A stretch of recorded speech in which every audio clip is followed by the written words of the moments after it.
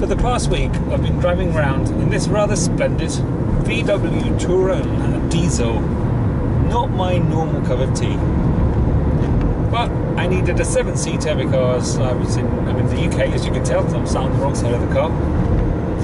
And we went out for the day with some of the family and stuff, so I hired a 7-seater because there were 6 of us and I needed the space. And what do I think? You know, I mean, I don't tend to drive big cars around, big cars in terms of like family cars, 7-seaters.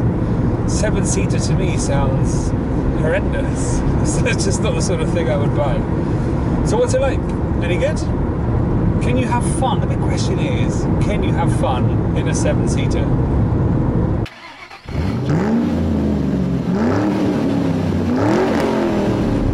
No, but it's not supposed to be a fun car. It's supposed to be a practical, useful, roomy, comfortable car for the whole family. And it does that remarkably well, as you would expect, because that's what it was designed for.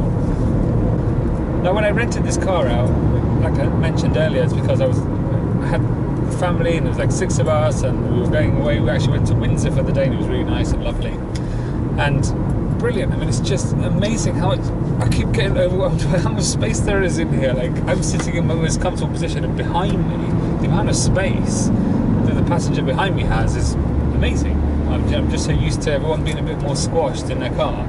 And this doesn't look that much bigger than my Focus, really. You know, so when you stand outside, it doesn't look like this mammoth car, this massive like people carrier. It just looks like a sort of a slightly jacked up Golf or something. Well, not jacked up, you know, slightly higher Golf, slightly longer, not massively.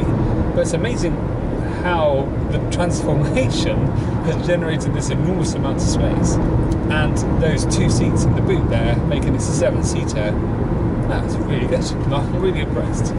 And as you would expect, it's super comfortable. I mean, everything about this car is just brilliant, and I cannot get over how good this infotainment system is. Wow. I mean, I'm just not used to a VW one maybe, but it's just so slick. I mean, that screen is unbelievable. It makes the one in my Focus look like a really antiquated system. This is phenomenal. It's brilliant. It's just, I love it. It's just so sensitive to touch as well. It's so good. Let's go back to the fun thing. And we've agreed, or I've agreed, it's not supposed to be fun, but it's also not bad. So I was hustling a car down one of these back roads yesterday, coming back from the office, and I was really surprised how well it handled. Okay, it's no sports car, but it's also no slouch, and it's not this wallowy beast that I thought it would be. And I thought it was going to be swaying all over the place with no feel, but actually you can hustle it around a corner, and it seems it's okay. It's more like just like a standard Golf, maybe. You can see that there's obviously a bit more weight higher up, the centre of gravity is a bit higher, you're sort of aware of that, and you can feel it. Actually, generally, it's fine. You can actually go down one of these back roads quite comfortably without feeling like you're not in control. So it's very good. No, I'm not about to buy a 7-seater. I'm certainly not about to buy a Touran. It's just not my thing, and I don't need 7 seats all the time anyway. But I was just curious. I suppose because my expectation of the car was that it was going to be a bit wallowy, a bit boring, a bit rubbish. I mean, a bit rubbish in terms of from a petrol head's point of view. You know, we like things that excite us and put a smile on our face. This doesn't really put a smile on your face. Somebody putting out. But it also doesn't completely disappoint. So you could happily drive around in this if you're a family man, family woman, not sexist. And you know, be fine. It's a car. It's useful. It's practical. It's good. It's a good size.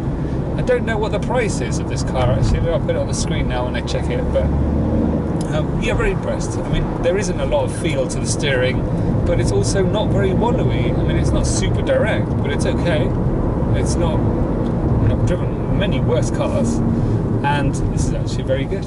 It's just all the comfort. You know, maybe it's an age thing. Maybe it's an age thing where, because the car's slightly higher as well, as I get in, and it's like, oh, I didn't have to like jump down into the car, you know, to get comfortable. It's good to sit in. you sort of just slide into the car, which is quite nice. And you're slightly higher up and you can see things a bit better. But maybe that's just because the years are starting to creep up on me and comfort starts to become a little bit more important. But anyway, so there's my thing with the Touran. Bit of a rubbish review. It wasn't really a review. I was just trying to, well, I had the car for a week and I thought I'd just give it my opinion. Anybody's absolutely interested or not. And like I said, it's a very good car, amazing for 7 people. We've got a family, brilliant. And it's not bad driving it around. Generally, it's actually quite nice to drive. Very comfortable, very practical. I wouldn't have any problem anybody buying this. I think it's great. Just don't expect a huge fun factor, but that's expected. Right, I am off. I'm flying off very early tomorrow morning back to Spain. What's he doing there? Okay, now. Sorry, got sidetracked, but there's some lorry doing some weird manoeuvre. So yeah, I'm off to Spain in the morning, back into my RS, which I always find after a car like this, when I get into my RS, it feels like a rocket ship. It's supremely uncomfortable because you're like, whilst this is just gliding all over the place, the other one is jumping around like a nutcase.